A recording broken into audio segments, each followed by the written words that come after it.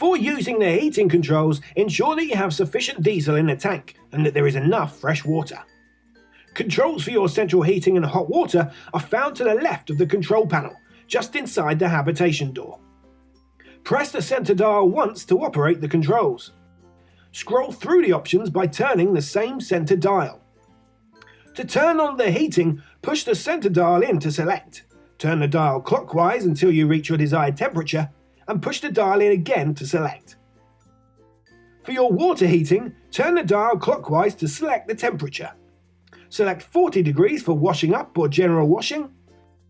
Select 60 degrees if you're planning on using the shower, so that you can mix it with the colder water, giving yourself a larger volume of warm water.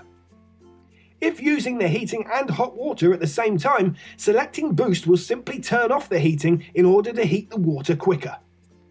When just heating the water, the boiler takes approximately 20 to 30 minutes to get to the optimum temperature. If you also have the heating on, it can take around 80 minutes or so. You'll need to select your power source. If you are without mains electric hookup, select fuel.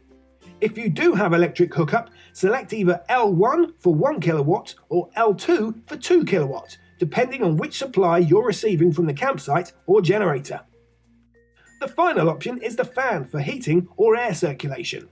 This turns on the fan to circulate warm or unheated air around the motorhome. Be aware that if you don't have an external power source, this will deplete your leisure battery fairly quickly. To ensure continuous use of the heating system, an external power source is recommended.